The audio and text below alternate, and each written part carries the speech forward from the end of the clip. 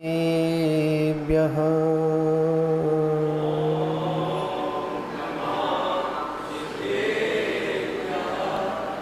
ॐ नमः सिद्धेभ्यः।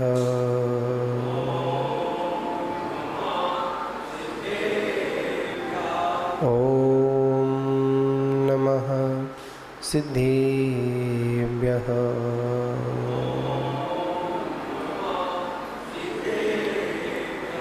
नमीनोड़ सब सिद्धे झाड़ोत्तम खब दीह दीह संसारे। दस दस दो दोड़ाजणे दस दो अणु पीहणम बोक्षी। नमो अरिहंताणम नमो सिद्धाणम नमो आयरीयाणम नमो वज्रायाणम नमो लोये सवसाहुनम। अनंतानंत शुद्ध परमेष्टि भगवान की, पंच परमेष्टि भगवान की, प्रथम तीर्थंकर आदिनाथ भगवान की, परम शांतिनाथ भगवान की, महावीर भगवान की, परम पूज्य आचार्य श्री कुंद कुंद देव स्वामी की, परम पूज्य आचार्य श्री आदिसागर महावीर कीर्ति विमल सागर जी गुरु महाराज की, परम पूज्य तपस्वी सम्राट आचार्य गुरुदेव सन्मति सागर जी गुरु महाराज की, परम पूज्य परंपराचार्य श्री 108 सौभाग्य सागर जी गुरु महाराज की, अहिंसा मय विश्व धर्म की,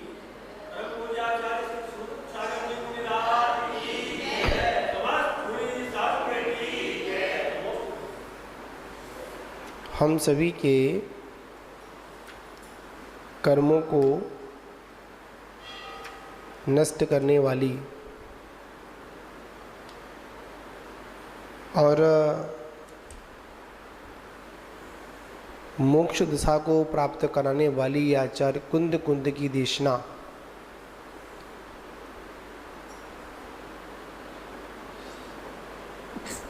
जो उनको श्री अरहंत भगवान के माध्यम से प्राप्त हुई, वह वैराग्य का चिंतन आचार्य महाराज का रहा। और उन आचार्य महाराज ने अपने वैराग्य के चिंतन को भगवान के उस देशना से मिलाते हुए हम सभी तक पहुंचाने का काम कर इस 12 अणुपीखा ग्रंथ की उन्होंने सुंदर रचना की। इस बात को याद रखना, हमारा चिंतन कितना भी प्रखर क्यों ना हो, जब तक वो चिंतन अनंत भगवान के बताई हुए उस देशना से मिल नहीं जाता है, मेल नहीं खाता है, तब तक वो चिंतन आत्म कल्याण में हेतु नहीं है। मनुष्य दो ही काम कर सकता है, या चिंता कर सकता है या चिंतन कर सकता है। और वो चिंतन अगर अपने आत्म कल्याण में हेतु हो जाए, वही वास्तविकता में चिंतन है। वरना चिंता भी दो प्रकार की, एक शुभ चिंता और एक अशुभ चिंता। जहाँ पर कसायदिक भाव है, रागद्वेष की परिणति है, तो आचार्य कहते हैं वो हमारी शुभ चिंता नहीं है, अशुभ है। जहाँ पर रागद्वेष को छोड़ने की चिंता है, तो वही आगे चलकर चिंतन में परिवर्तित हो जाता है। आज हम लोग एकत्व भावना, कौन सी भावना है? एयत्व अणुपेक्षा, मतलब तीसरा अधिकार आचार्य कुंद कुंदेव स्वामी के द्वारा। इसमें भी करीब 5 गाथाओं के माध्यम से इस अधिकार को टीकाकार ने पूर्ण किया। ये वाला अधिकार मुझे बहुत ही अच्छा लगता है। वैसे तो सारे अधिकार अच्छे हैं, पर इसमें जब बताया जाता है एअत्तो मतलब एकत्व, इस संसार में चाहे कितने भी लोग हमारे साथ चले, साथ उठे, साथ बैठे, साथ में रहना हो, साथ में जुड़ना हो, पर जब इस पर्याय को छोड़कर जाना होगा तो कोई हमारे साथ में नहीं जाएगा। बताओ कौन साथ में जाएगा? जाएगा क्या? नहीं जाएगा। कभी कभी जन्म भी एक साथ हो जाता है 2 जीवों का, मनुष्य पर्याय में, और त्रिंच पर्याय में तो एक साथ अनेक जीवों की उत्पत्ति एक साथ देखी जाती है। एक ही गर्भकाल, एक ही जन्म का समय, पर सभी की परिणति, सभी के कर्म कैसे होते हैं? अलग अलग होते हैं, एक से नहीं होते हैं। कभी कभी बाहर की वेशभूषा भी एक सी हो सकती है, कभी कभी यह चमड़ी भी एक सी हो सकती है, कभी कभी रंग रूप भी एक सा हो सकता है, पर अंतरंग के परिणाम एक से नहीं हो सकते हैं। आचार्य भगवान कहते हैं जो ये परिणाम है ना, यही हमारा परिणमन कराते हैं, ये हमारे परिणाम हैं, यही संसार की ओर लेकर जाते हैं, और यही जो परिणाम है ना, हमको संसार से पार भी लगाते हैं। किसके परिणाम? निज परिणाम ही। बड़ी सुंदर गाथा इसका अपन पाठ करेंगे। एको करेदिकम्मम, एको हिंड दीह दीह संसारे,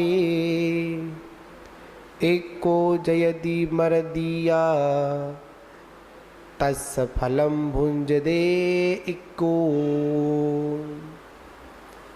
बड़ी सुंदर गाथा है, इसका सारभूत प्रस्तुत किया। आचार्य भगवंत कहते हैं इक्को करेदी कम्मम। गाथा 4 भागों में अपन डिवाइड करते हैं इसको।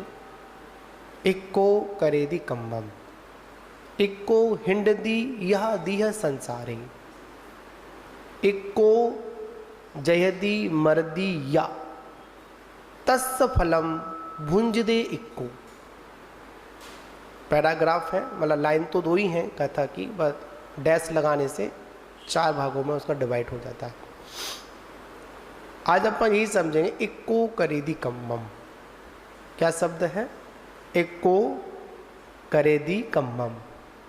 यह जीव अकेला ही कर्म करता है।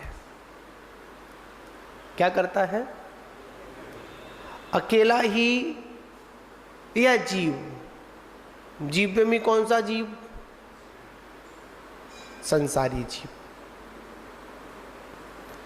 जिसके साथ में कर्मों का संयोग है, या जिसके साथ में कर्मों का एक क्षेत्र अवगाहना है, बने हुए हैं, तो वो कौन है? वो संसारी जीव है। और जिसका कर्मों से पृथकता हो चुकी है। अब बताओ, जीव कर्म से अलग हुआ या कर्म जीव से अलग हुआ? पवन जी, जीव अलग हुआ, कर्म कभी अलग नहीं हुआ। कर्म क्यों छोड़ेगा बताओ? जिससे उसको मजबूती मिल रही हो। बताओ कौन किसका साथ छोड़ेगा? कोई छोड़ेगा क्या? साथ छोड़ना किसको है? साथ किसका छोड़ना है? कौन छोड़ने वाला है? कर्म का साथ छोड़ना है। और छोड़ने वाला कौन है? ये जीव।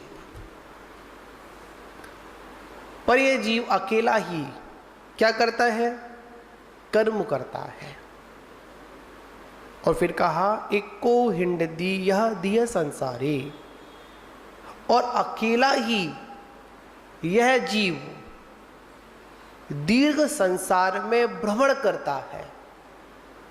कौन करता है? ये जीव करता है। फिर कहा, इक्को जयदी मर्दिया, यह जीव अकेला ही जन्मता है और अकेला ही मरण को प्राप्त होता है, मरता है। फिर कहा, तस्स फलम भुंजदे इक्को। आचार्य कुंद देव स्वामी ने कहा, यह जीव अकेला ही कर्म का फल भी स्वयं अकेला ही भोगता है। बड़ी महत्वपूर्ण बात। इससे स्पष्ट कोई सुंदर दर्शन नहीं होगा। मिले होने पर भी, एक साथ रहने पर भी सभी को अपनी व्यवस्था के अनुसार जीने का अधिकार है। जैसा कर्म करोगे वैसा ही फल मिलेगा। आचार्य भगवंत स्पष्ट कहते हैं, संसारी जीवः एकाकी एव कर्म करोति। क्या कहा? संसारी जीवः एकाकी एवं कर्म करोति। कौन कर्म करता? अकेला। संसारी जीव करता है। हम चाहे बोलें हम उसके लिए कर्म करते हैं, झूठ। किसके लिए कर्म करते हैं? स्वयं के लिए कर्म करते हैं। चाहे वो अच्छा कर्म हो और चाहे बुरा कर्म हो। हाँ, अगर आपके साथ में कोई संयोग अवस्था है, निमित्त नैमित्तिक संबंध है, तो वह आपका सहयोगी बनेगा और आप उसके सहयोगी बनोगे। उसमें भी जो कुछ करेगा वो अपने कर्म के अनुसार ही करेगा। बात साफ साफ है। घर में 4 लोग रहते हैं, 5 लोग रहते हैं, सभी की विचारधारा, सभी की चिंतन, सभी के बोलचाल, सभी का उठना बैठना, सबका कैसा है? अपने अपने परिणामों के अनुसार है। ये थोड़ी आवाज़ कम कर दो, थोड़ा सा। ये पंखा आवाज़ कर रहा है ना, कहाँ से? थोड़ा कम कर दो। कहाँ से आवाज़ आ रही है देख लो उसको। समझे ना आप लोग? बात बड़ी मार्मिक है। और ये बात बड़ी मार्मिक इसलिए भी है क्योंकि ये बात हमको सीधे सीधे मोक्ष ले जाने वाली है। जब तक हमारी जीवन में ये श्रद्धा नहीं होगा कि मैं अकेला स्वयं हूं, मेरे साथ में कोई भी नहीं खड़ा हुआ है, जब तक किसी व्यक्ति को ये पता रहता है कि सामने वाला मेरा साथ देने वाला है, तो शायद वो व्यक्ति कभी अपने पैरों पर खड़ा भी नहीं हो पाता। अपने पैरों पर वही खड़ा हो पाता है जो ये चिंतन करता है कि मेरे को अब आगे की जिंदगी स्वयं ही जीनी है व्यवहारिक जीवन में। अगर किसी व्यक्ति को, अगर उसको अपने पैरों पर खड़ा करना है, सामने वाला खड़ा करना है, तो एक क्षण के लिए उसे अकेला छोड़ दो। क्या छोड़ दो? अकेला छोड़ दो। मानते हैं एक दो बार गिरेगा, संभलेगा, गिरेगा, फिर संभलेगा। जब उसे दिखेगा ना कि अब कोई नहीं है मेरा, क्या अब कोई नहीं है मेरा, जो कुछ करना है अकेले करना है। क्या करना है? क्यों प्रधान जी, कैसे करना है? अकेले करना है मुझे बस। जब अकेले ही करना है तो उसके अंदर आत्मबल बढ़ता है, और जब आत्मबल बढ़ता है तो कितने से बड़ा लक्ष्य क्यों ना हो, कितनी भी दूरियां क्यों ना हो, पर अपने कदमों को जब आगे बढ़ाता है ना तो मंजिल उसको अवश्य ही मिलती है। कैसे मिलती है? अकेले, मैं एकाकी हूं। पर हमारी दृष्टि पाप कार्य करने में एकाकी हूं। कैसे कार्य करने में? पाप काम तो अकेले ही करते हो, किसी को साथ लेकर करते हो क्या? अकेले करते हो। अपुण्य कार्य में समूह को साथ लेकर करते हो। आचार्य परवर यहां पर बड़ी सुंदर बात कहते हैं, समझिए, जानिए, चिंतन करिए एक बार। क्या चिंतन करना है? मैं एकाकी हूं। बड़ा सुंदर एक वैष्णव संप्रदाय में एक उदाहरण आता है, उसको अपन समझने के लिए समझेंगे। वैसे तो हमारे भी आगम में बहुत उदाहरण आते हैं, ऐसे कमी नहीं उदाहरणों की हमारे यहाँ। एक चोर ने, लुटेरे ने एक संत को पकड़ लिया, बांध कर डाल दिया। और संतों के पास क्या मिलेगा लूटने को? पिछी कमंडल मिलेगा, और तो कुछ मिलेगा ही नहीं। तो बांध दिया, और बांधने के बाद संत ने पूछा, आखिर में तूने मुझे बांधा है, ये तो सब कुछ कर रहा है, चोरी चपाटी कर रहा है, किसके लिए कर रहा है? अरे मैं उसको विवाह के लाया हूं ना, जिसने मेरे को जन्म दिया है, या जिन्हों को मैंने जन्म दिया है, उनके लिए कर रहा हूं। क्या बोला?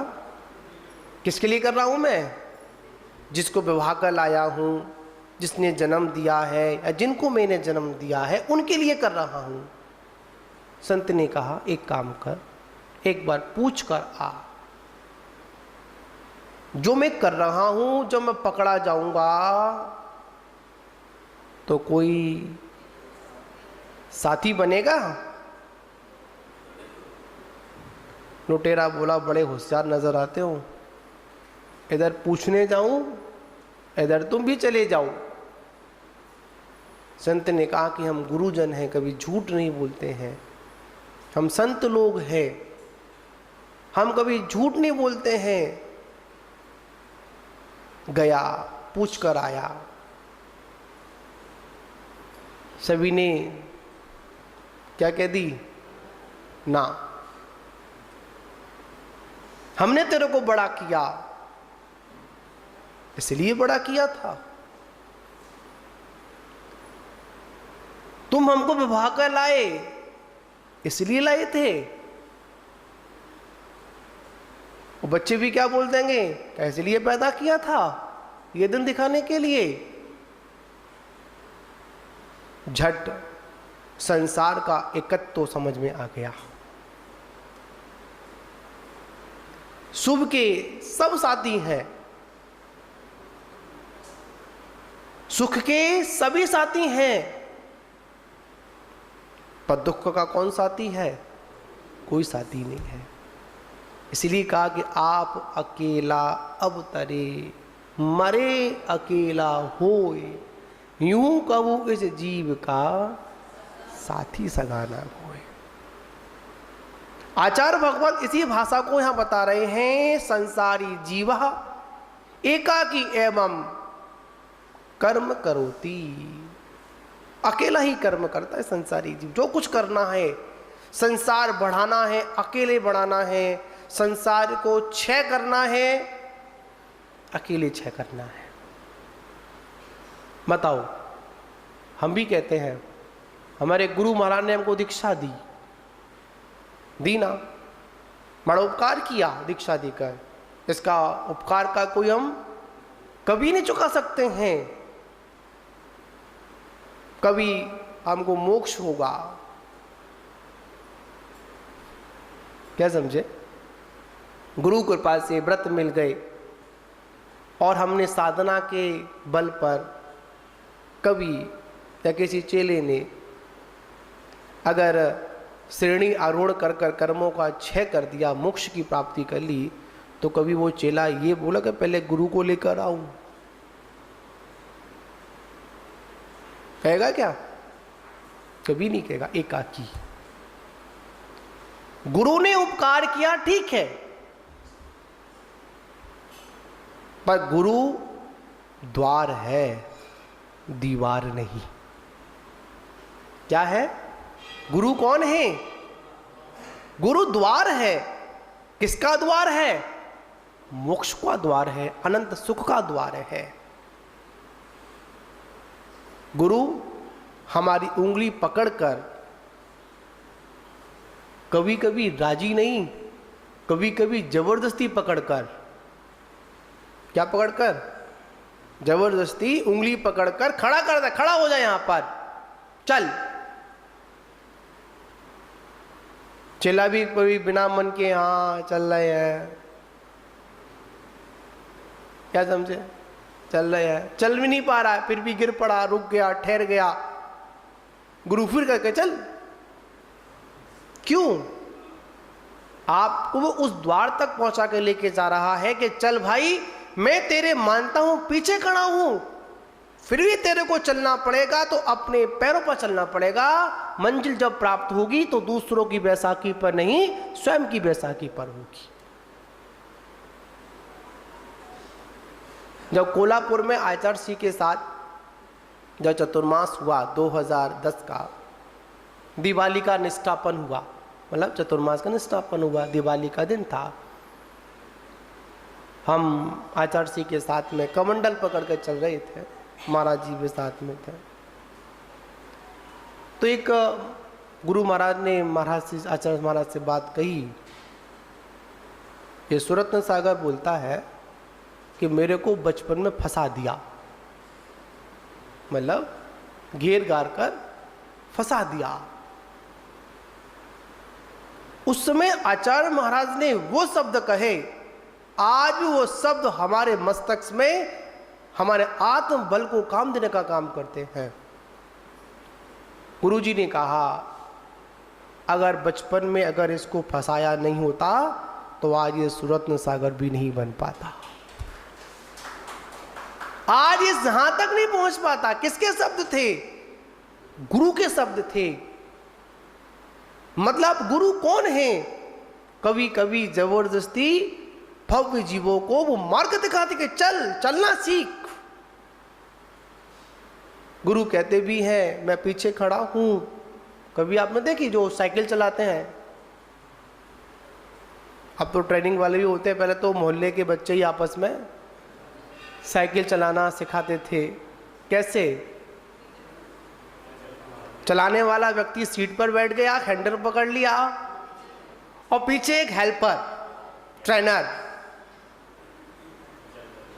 चल रहा है। क्या बोल रहा है वो? कि चल, मैं तेरी साइकिल को पकड़े हुआ हूं, पेडल मार, पेडल मार, पेडल मार। और जैसे मारता है तो क्या होता है? मारते मारते मारते मारते बीच में छोड़ भी देता है, साइकिल चली जाती है, फिर पकड़ लेता है, फिर छोड़ देता है, कभी रुक भी जाता है, कभी साइकिल के पीछे पीछे भी भागता है। कहीं गिर ना जाए। और एक समय क्या आता है कि साइकिल चलाना सीख जाते हैं तो ट्रेनर छूट जाता है। उसी प्रकार में जहाँ मोक्ष मार्ग पर अकेला चलना सीख जाते हैं तो गुरु भी क्या करता है, पर गुरु कहता है चलना तो अकेला पड़ेगा बेटा, मेरे ऊपर मत चलना, कब तक मेरा साथ लेगा। हाँ, जब तेरे को आवश्यकता पड़ेगी मैं खड़ा हुआ हूं। गुरु संदेश देते हैं यह जीव अकेला ही कर्म करता है, याद रखना, मैं तुझे व्रत दे सकता हूं, व्रतों का पालन तो तुझे स्वयं अकेले ही करना पड़ेगा, मैं तेरे व्रतों को पालन नहीं कर सकता।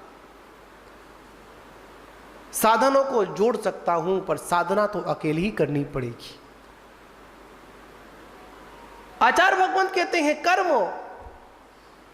कम से कम इस पंचम काल में कर्मों का संपूर्णता क्षय नहीं कर पाए तो कम से कम कर्मों का व्यवस्था में शुभ कर्म का आश्रम करे, अशुभ कर्म को तो करे ही नहीं। ये कौन आदेश देते हैं? आचार्य भगवंत आदेश देते हैं। भगवान ने कहा, बहुत सुंदर गाथा है आचार्य नेमिचंद महाराज की द्रव्य संग्रह के अंतर्गत। पुग्गल कम्मादीणम, सबको याद होगी, सब पढ़ी होगी आप लोगों ने। पुग्गल कम्मादीणम कत्ता व्यवहार दो दूड़े चेदो चेदड़ कम्माणादा शुद्धड़या शुद्ध भावाणम। बड़ी सुंदर गाथा द्रव्य संग्रह की है। पुग्गल कम्मादीणम कत्ता व्यवहार दो हिडिचे दो। यह जीव निश्चय से और निश्चय में का शुद्ध निश्चय से पुद्गलिक का करता है। किसका करता है? व्यवहार ने से यह आत्मा पुद्गल कर्म का करता है और निश्चय ने से मात अपने चेतन भावों का करता है। चेतन भाव कौन से? राग द्वेष का करता है। और शुद्ध ने से ये आत्मा शुद्ध भावों का करता है। बहुत अच्छा अधिकार। समय सार के अंदर भी कर्ता कर्म अधिकार जिसने पढ़ लिया, पवन जी क्या पढ़ लिया? कर्ता कर्म अधिकार जिसने पढ़ लिया समय सार के अंदर, उसकी जीवन की शैली अलग हो जाएगी।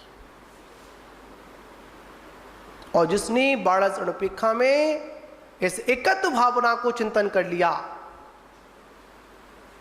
समझ लिया, उसके अंतरंग में सभी के साथ में रहेगा पर सभी से भिन्न रहेगा। कर्म करेगा पर कर्म करते समय कर्म का कर्ता नहीं बनेगा, संयोग अवस्था में रहेगा। क्यों? मैं जग का कर्ता का काम, बोलते ना, होता स्वयं जगत परिणाम, मैं जग का करता क्या काम। बताओ, कुछ करने वाले हैं? सुख दुख दाता कौन करने वाला? सुखी करने वाला कौन? दुखी करने वाला कौन? मात्र एक हमारा स्वयं के द्वारा किया हुआ कर्म। कहते हैं ना, अरे उसने दुखी कर दिया। किसने कर दिया? उसने कर दिया। आचार्य कहते कि नहीं, व्यवहार ने से देखा भी जाता कि उसके निमित्त से तू दुखी हुआ है, पर निश्चय से देखा जाए तो कौन? उसके रागादिक भावों ने उसको दुखी किया। किसी में ताकत नहीं है। याद रखना, एक द्रव्य के अंदर दूसरे द्रव्य के अंदर ऐसी वज्रमय दीवार है, एक द्रव्य कभी दूसरे द्रव्य में प्रवेश करता ही नहीं है। कैसी दीवार है? वज्र की दीवार है, इसको कोई भी नहीं तोड़ सकता है। पर एक बार हमारी मान्यता बदल जाए तो, हमारी मान्यता में क्या बना हुआ है? मैं सुखी दुखी में रंग राव। कौन? मैं सुखी, मैं दुखी, मैं रंक, मैं राजा। अरे भाई, ये कर्म व्यवस्था है। क्या है? ये कर्म व्यवस्था है। ये कर्म जीव को राजा बना देता है और यही कर्म जीव को रंक बना देता है। ये कर्म व्यवस्था है। जब कर्मों का सहयोग होता है ना, तो यही आत्मा नरकों में पड़ी होती है। कहां पड़ी होती है? यही आत्मा नरकों में पड़ी होती है। और जब कर्मों का शुभ का उदय होता है तो यही आत्मा मनुष्य और देव पर्याय में होती है। पर याद रखना, जब कर्मों का अच्छा होता है तो यही आत्मा सिद्धालय में होती है। किसका सहयोग? कर्म का सहयोग। इन कर्मों को हल्के में मत आंकना, भूल मत करना कभी। ये कर्म कमजोर है। याद रखना, इस जीव की मात्र गमन करने की ताकत, सामर्थ्य जो है, मात्र 7 राजू है। एक समय में कितना गमन कर सकता है जीव? 7 राजू गमन कर सकता है। इससे ऊपर नहीं कर सकता। चाहे ऊपर करना हो और चाहे नीचे करना हो, 7 राजू से ऊपर नहीं जा सकता। इस जीव में एक समय में गमन करने की जो सामर्थ्य है ना, मात्र कितनी है? 7 राजू। पर कर्म की गमन करने की ताकत एक समय में 14 राजू। इस कर्म ने अच्छे खासों को ढीला कर दिया। क्या समझे आप लोग? हमारी आत्मा अनंत बल की धारी है, पर कर्म के सहयोग ने इस आत्मा को कैसा कर दिया? कमजोर कर दिया। कमजोर है नहीं, कमजोर बना दिया। किसने? इस कर्म ने।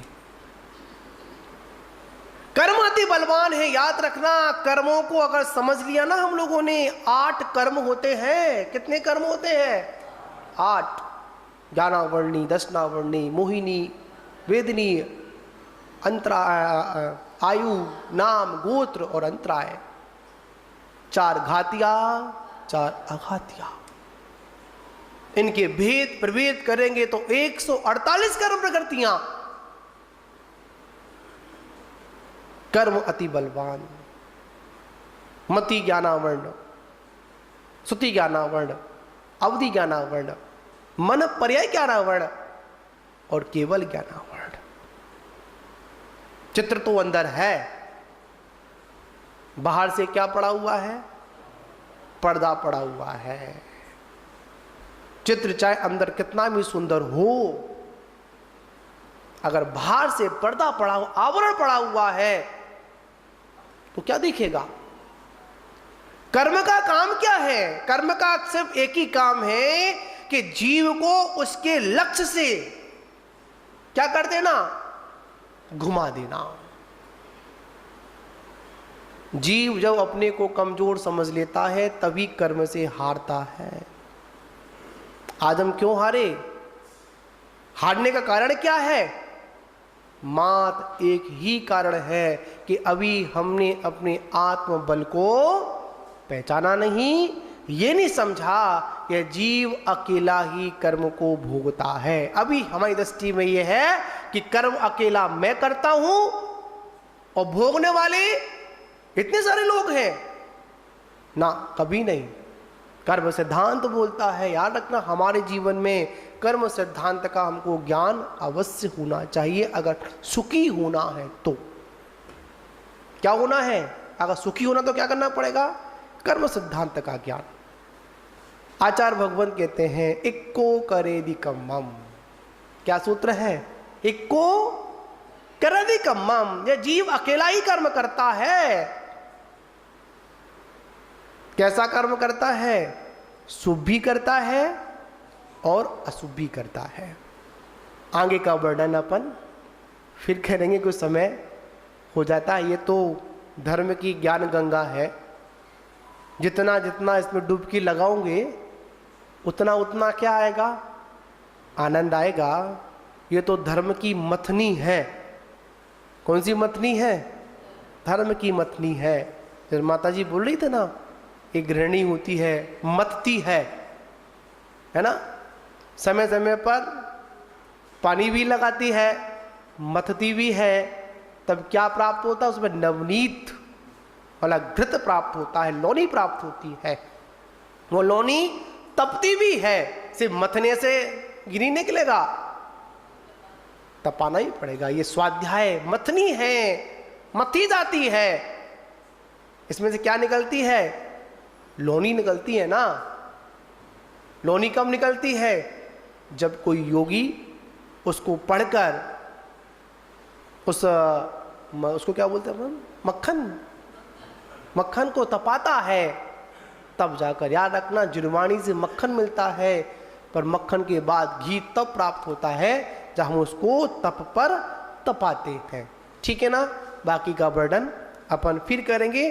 और इस एकत्व भावना वाले प्रकरण में हमको जल्दीबाजी नहीं करेंगे। ठीक है ना? ये समझ में आ गया तो पूरा जनवाणी का सार समझ में आ गया। और एकत्व ही समझ में नहीं आया, मैं ही समझ में नहीं आया, तो बाकी कितनी पढ़ाई कर लो तो क्या मतलब की। ठीक है ना? इसलिए हमको समझना है। जय बोलो शांतिनाथ भगवान की जय। एकाकी एवं कर्म करोति। कौन कर्म करता? अकेला।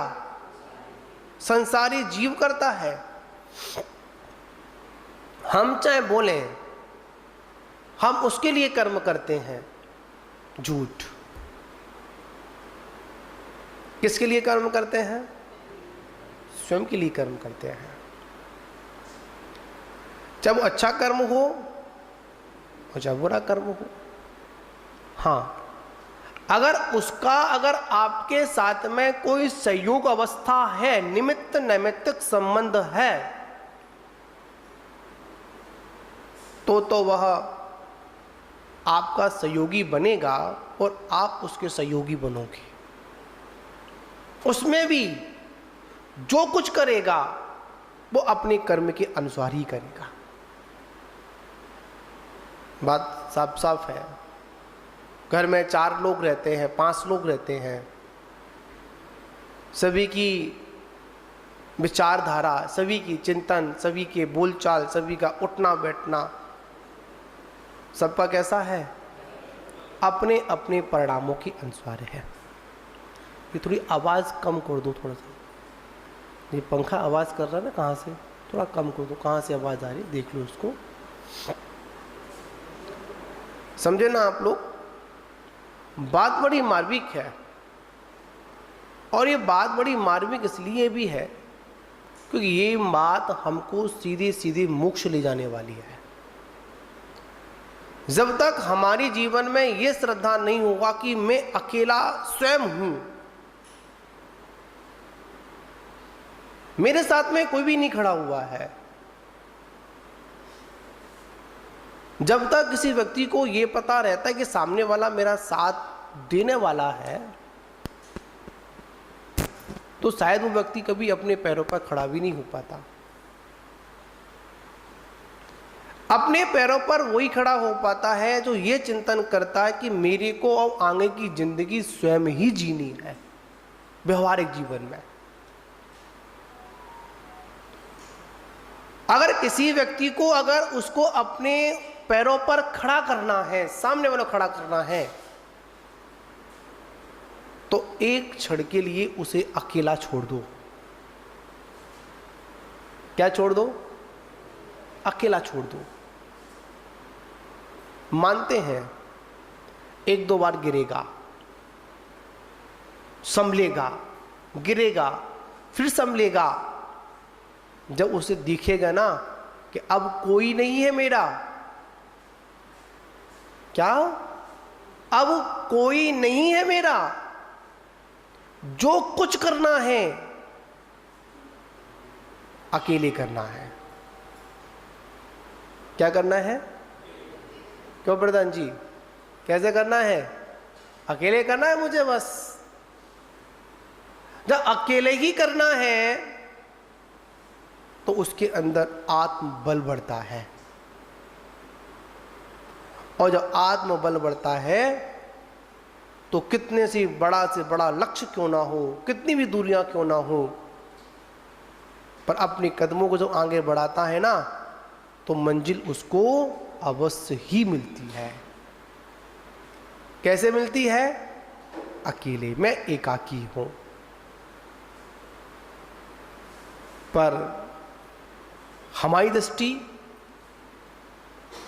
पाप कार्य करने में एकाकी हूं। कैसे कार्य करने में? पाप काम तो अकेले ही करते हो, किसी को साथ लेकर करते हो क्या? अकेले करते हो। और पुण्य कार्य में समूह को साथ लेकर करते हो। आचार्य परवर यहां पर बड़ी सुंदर बात कहते हैं, समझिए, जानिए, चिंतन करिए एक बार। क्या चिंतन करना है? मैं एकाकी हूं। बड़ा सुंदर एक वैष्णव संप्रदाय में एक उदाहरण आता है, उसको अपन समझने के लिए समझेंगे। वैसे तो हमारे भी आगम में बहुत उदाहरण आते हैं, ऐसे कमी नहीं उदाहरणों की हमारे यहाँ।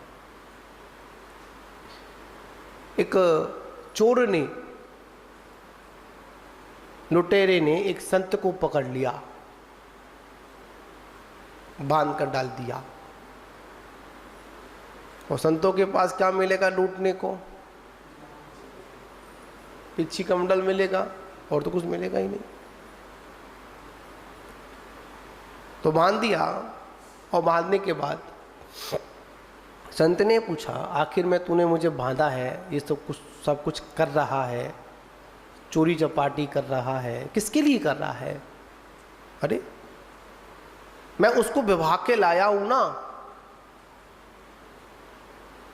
जिसने मेरे को जन्म दिया है, या जिन्हों को मैंने जन्म दिया है, उनके लिए कर रहा हूं। क्या बोला? किसके लिए कर रहा हूं मैं? जिसको विवाह कर लाया हूं, जिसने जन्म दिया है, या जिनको मैंने जन्म दिया है, उनके लिए कर रहा हूं। संत ने कहा, एक काम कर, एक बार पूछ कर आ, जो मैं कर रहा हूं, जब मैं पकड़ा जाऊंगा तो कोई साथी बनेगा? लुटेरा बोला, बड़े होशियार नजर आते हो, इधर पूछने जाऊं, इधर तुम भी चले जाओ। संत ने कहा कि हम गुरुजन हैं, कभी झूठ नहीं बोलते हैं, हम संत लोग हैं, हम कभी झूठ नहीं बोलते हैं। गया, पूछ कर आया। सभी ने क्या कह दी? ना, हमने तेरे को बड़ा किया, इसलिए बड़ा किया था, तुम हमको विवाह कर लाए, इसलिए लाए थे। वो बच्चे भी क्या बोल देंगे, इसलिए पैदा किया था, ये दिन दिखाने के लिए। झट संसार का एकत्व तो समझ में आ गया। शुभ के सब साथी हैं, सुख के सभी साथी हैं, पर दुख का कौन साथी है? कोई साथी नहीं है। इसलिए कहा कि आप अकेला अवतरे, मरे अकेला होए, यूं कबू इस जीव का साथी सगाना होए। आचार्य भगवत इसी भाषा को यहां बता रहे हैं, संसारी जीव एकाकी एवं कर्म करोति। अकेला ही कर्म करता है संसारी जीव। जो कुछ करना है, संसार बढ़ाना है, अकेले बढ़ाना है, संसार को क्षय करना है, अकेले क्षय करना है। बताओ, हम भी कहते हैं, हमारे गुरु महाराज ने हमको दीक्षा दी ना, बड़ा उपकार किया दीक्षा देकर, इसका उपकार का कोई हम कभी नहीं चुका सकते हैं। कभी हमको मोक्ष होगा, क्या समझे? गुरु कृपा से व्रत मिल गए और हमने साधना के बल पर कवि या किसी चेले ने अगर श्रेणी आरोहण कर कर कर्मों का क्षय कर दिया, मोक्ष की प्राप्ति कर ली, तो कभी वो चेला ये बोला कि पहले गुरु को लेकर आऊं? कहेगा क्या? कभी नहीं कहेगा। एकाकी। गुरु ने उपकार किया, ठीक है, पर गुरु द्वार है, दीवार नहीं। क्या है? गुरु कौन है? गुरु द्वार है। किसका द्वार है? मोक्ष का द्वार है, अनंत सुख का द्वार है। गुरु हमारी उंगली पकड़कर कभी कभी राजी नहीं, कभी कभी जबरदस्ती पकड़कर, क्या पकड़कर? जबरदस्ती उंगली पकड़कर खड़ा कर दे, खड़ा हो जाए यहां पर, चल। चेला भी कभी बिना मन के हाँ चल रहे हैं, क्या समझे? चल रहे हैं, चल भी नहीं पा रहा है, फिर भी गिर पड़ा, रुक गया, ठहर गया।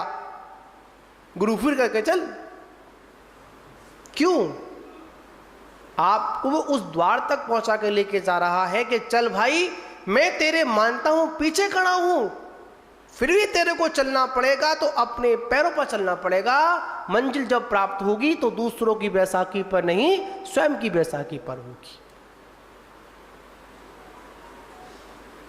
जब कोल्हापुर में आचार्य के साथ जब चतुर्मास हुआ 2010 का, दिवाली का निष्ठापन हुआ, मतलब चतुर्मास का निष्ठापन हुआ, दिवाली का दिन था। हम आचार्य के साथ में कमंडल पकड़ कर चल रहे थे, महाराज जी भी साथ में थे। तो एक गुरु महाराज ने महाराज से, आचार्य महाराज से बात कही। ये सुरत्न सागर बोलता है कि मेरे को बचपन में फंसा दिया, मतलब घेर गार कर फंसा दिया। उस समय आचार्य महाराज ने वो शब्द कहे, आज भी वो शब्द हमारे मस्तक में, हमारे आत्म बल को काम देने का काम करते हैं। गुरुजी ने कहा, अगर बचपन में अगर इसको फंसाया नहीं होता तो आज ये सुरत्न सागर भी नहीं बन पाता, आज ये यहां तक नहीं पहुंच पाता। किसके शब्द थे? गुरु के शब्द थे। मतलब गुरु कौन है? कभी कभी जबरदस्ती भव्य जीवों को वो मार्ग दिखाते कि चल, चलना सीख। गुरु कहते भी हैं, मैं पीछे खड़ा हूं। कभी आपने देखी जो साइकिल चलाते हैं,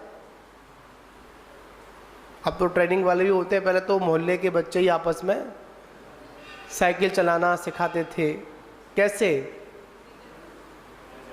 चलाने वाला व्यक्ति सीट पर बैठ गया, हैंडल पकड़ लिया, और पीछे एक हेल्पर, ट्रेनर चल रहा है। क्या बोल रहा है वो? कि चल, मैं तेरी साइकिल को पकड़े हुआ हूं, पेडल मार, पेडल मार, पेडल मार।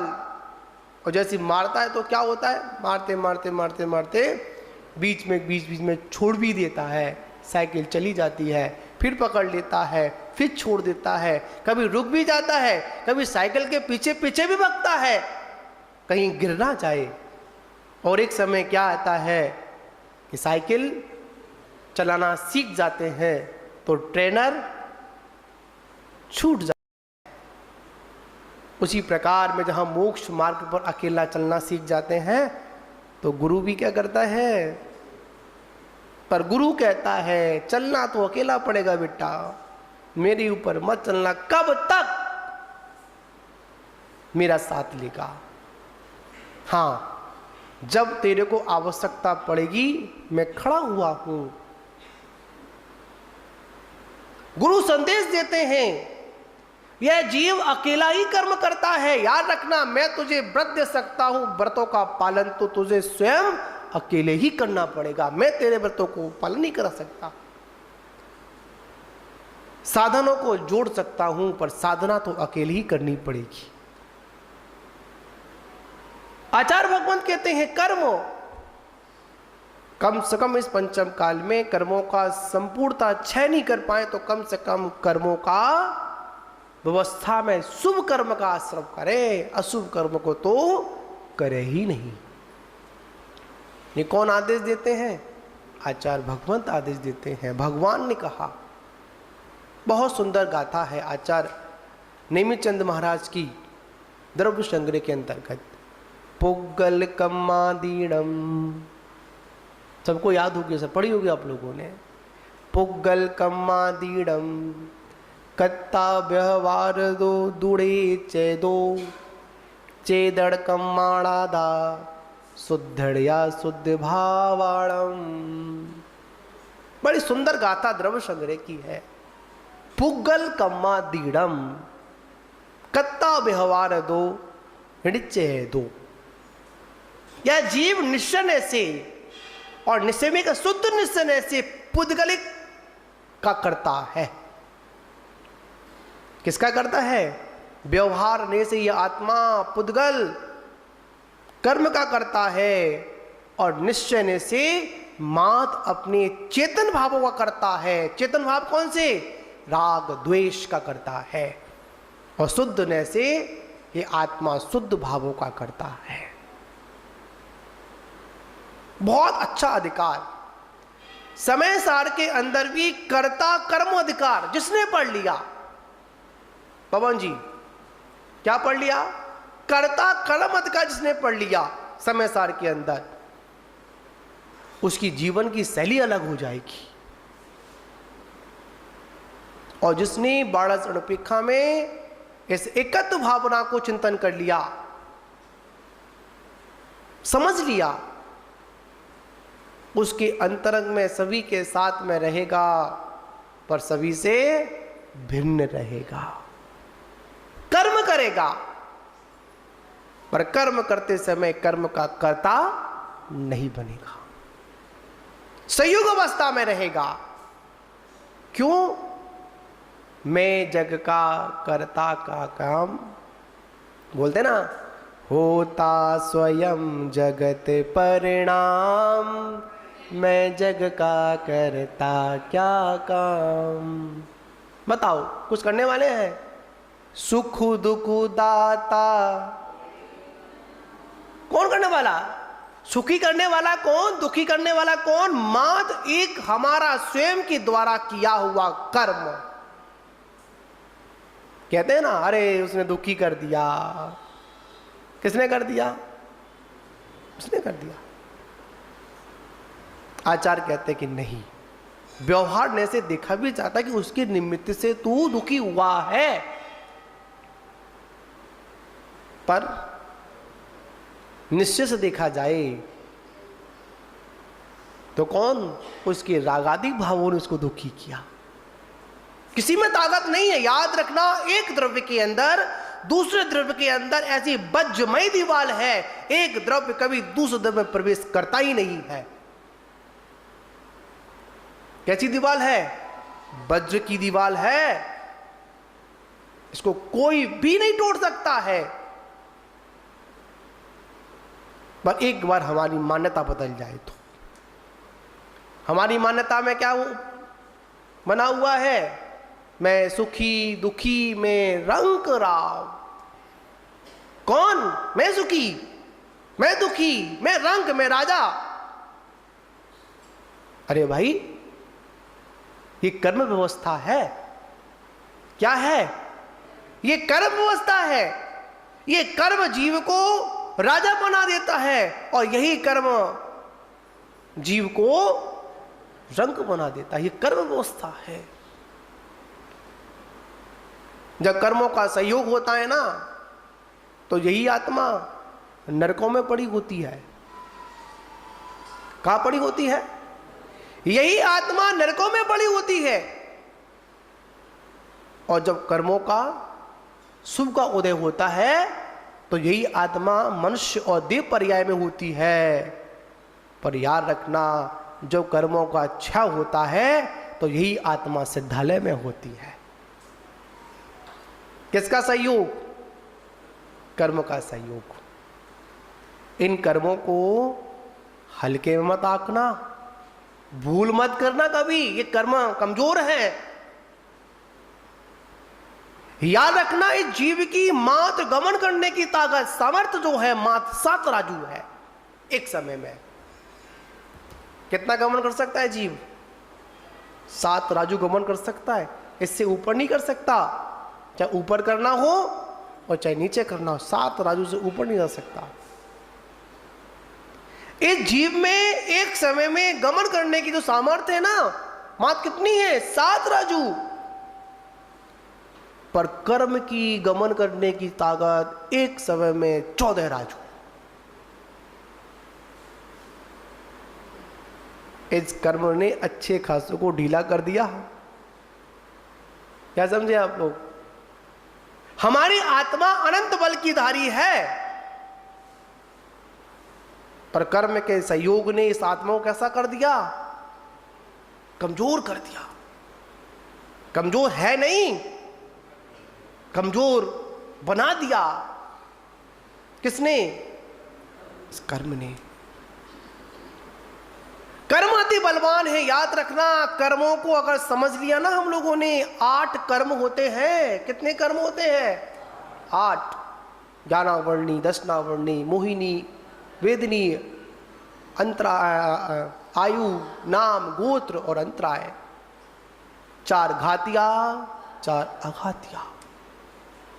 इनके भेद प्रभेद करेंगे तो 148 कर्म प्रकृतियां। कर्म अति बलवान। मति ज्ञानावर्ण, श्रुति ज्ञानावर्ण, अवधि ज्ञानावर्ण, मन पर्याय ज्ञानावर्ण और केवल ज्ञानावर्ण। चित्र तो अंदर है, बाहर से क्या पड़ा हुआ है? पर्दा पड़ा हुआ है। चित्र चाहे अंदर कितना भी सुंदर हो, अगर बाहर से पर्दा पड़ा हुआ, आवरण पड़ा हुआ है, तो क्या दिखेगा? कर्म का काम क्या है? कर्म का सिर्फ एक ही काम है कि जीव को उसके लक्ष्य से क्या कर देना? घुमा देना। जीव जब अपने को कमजोर समझ लेता है तभी कर्म से हारता है। आज हम क्यों हारे? हारने का कारण क्या है? मात एक ही कारण है कि अभी हमने अपने आत्म बल को पहचाना नहीं, ये नहीं समझा कि जीव अकेला ही कर्म को भोगता है। अभी हमारी दृष्टि में यह है कि कर्म अकेला मैं करता हूं और भोगने वाले इतने सारे लोग हैं ना, कभी नहीं। कर्म सिद्धांत बोलता है, याद रखना, हमारे जीवन में कर्म सिद्धांत का हमको ज्ञान अवश्य होना चाहिए। अगर सुखी होना है तो क्या होना है? अगर सुखी होना तो क्या करना पड़ेगा? कर्म सिद्धांत का ज्ञान। आचार्य भगवान कहते हैं, इक्को करेदि कम्मम। क्या सूत्र है? इक्को करेदि कम्मम। यह जीव अकेला ही कर्म करता है। कैसा कर्म करता है? शुभ भी करता है और अशुभ भी करता है। आगे का वर्णन अपन फिर करेंगे, कुछ समय हो जाता है। ये तो धर्म की ज्ञान गंगा है, जितना जितना इसमें डुबकी लगाओगे उतना उतना क्या आएगा? आनंद आएगा। ये तो धर्म की मथनी है। कौन सी मथनी है? धर्म की मथनी है। जब माता जी बोल रही थे ना, एक गृहिणी होती है, मथती है ना, समय समय पर पानी भी लगाती है, मथती भी है, तब क्या प्राप्त होता है? उसमें नवनीत वाला घृत प्राप्त होता है, लोनी प्राप्त होती है। वो लोनी तपती भी है, सिर्फ मथने से गिरी निकलेगा, तपाना ही पड़ेगा। ये स्वाध्याय मथनी है, मथी जाती है। इसमें से क्या निकलती है? लोनी निकलती है ना। लोनी कब निकलती है? जब कोई योगी उसको पढ़कर उसको क्या बोलते हैं, मक्खन को तपाता है, तब जाकर। याद रखना, जुर्मानी से मक्खन मिलता है, पर मक्खन के बाद घी तब प्राप्त होता है जब हम उसको तप पर तपाते हैं। ठीक है ना। बाकी का वर्णन अपन फिर करेंगे। और इस एकत्व भावना वाले प्रकरण में हमको जल्दीबाजी नहीं करेंगे। ठीक है ना। ये समझ में आ गया तो पूरा जनवाणी का सार समझ में आ गया। और एकत्व ही समझ में नहीं आया, मैं ही समझ में नहीं आया, तो बाकी कितनी पढ़ाई कर लो तो क्या मतलब की। ठीक है ना। इसलिए हमको समझना है। जय बोलो।